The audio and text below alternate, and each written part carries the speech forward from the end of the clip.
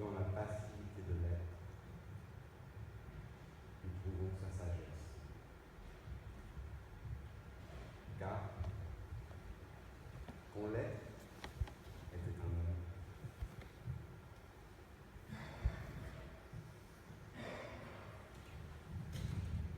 il savait imaginer ce qui se cache derrière la parole. Quand l'homme était un homme, il observait les collines, se dessiner.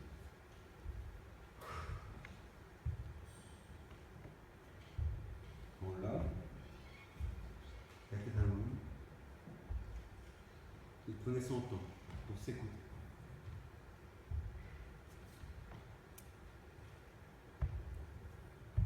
Afin de rester un homme.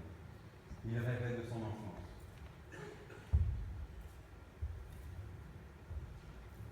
Il aimait jouer avec des pistolets en plastique. Dans son innocence, la réalité n'était pas.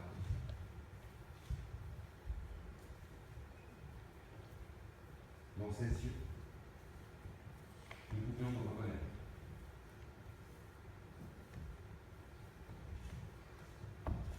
Quand l'homme était enfant,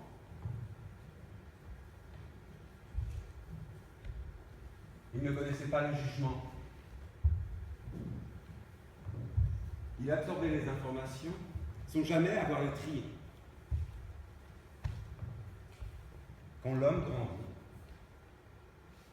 le chaos, lui, était présent, sans qu'il puisse le reconnaître.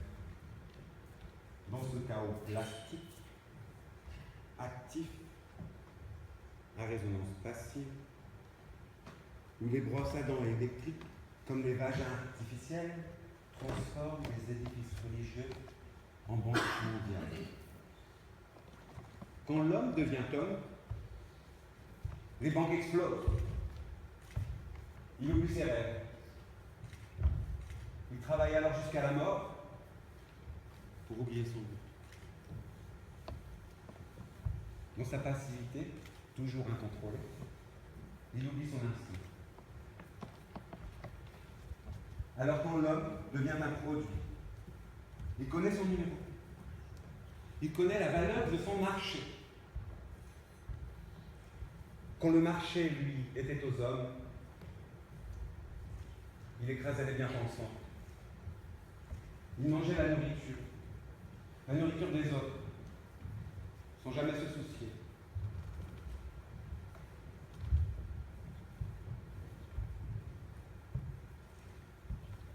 Quand l'homme a pensé pouvoir arrêter de faire des erreurs, il les a bien sûr cumulées. Il a maîtrisé sa nature. Et l'a ainsi dominée.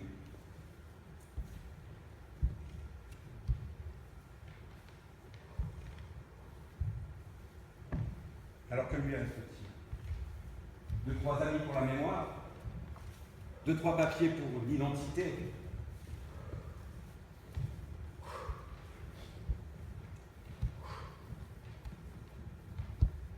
Quand l'homme plonge sa main dans cette matière humide, faite de terre et d'argile, encore plus rouge qu'hier.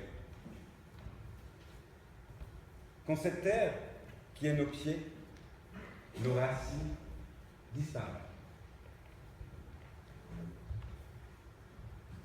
Sous l'action passive des nouveaux tyrans.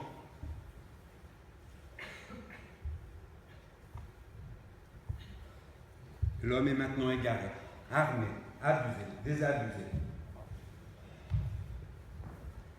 Il observe les dégâts collatéraux, des armées en fringales, parées d'uniformes incolores. Les virages sont leur pain quotidien, car les balles fusent. Dans un méandre chaophonique, où les gérants sont les nouveaux tyrans.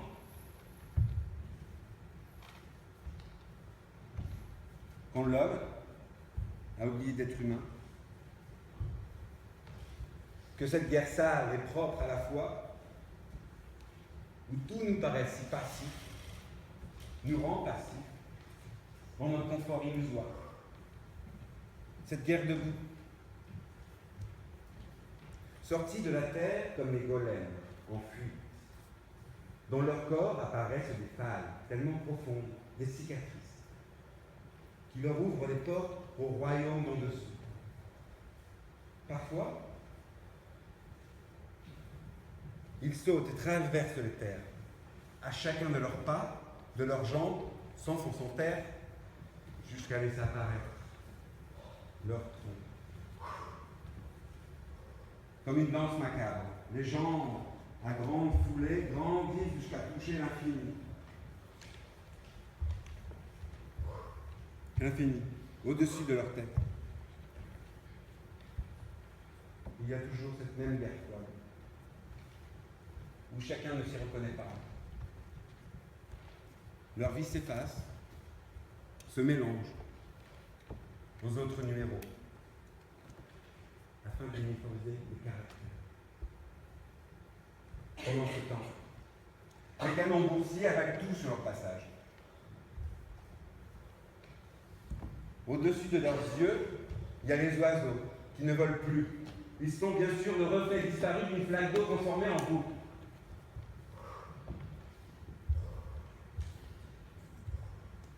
En dessous de nos pieds, nous ne savons pas. En dessous de leurs pieds, nous ne savons pas. En dessous de mes pieds, je ne vois pas. En dessous de cette chaîne de vie, il y a les sédiments d'un temps passé, dépassé, que nous devrions oublier afin d'avancer. Et au-dessus de cette ironie, il y a la vie, l'enfant qui joue, la joie. L'enfant qui tourne, sans jamais s'arrêter. Il tourne. Tourne.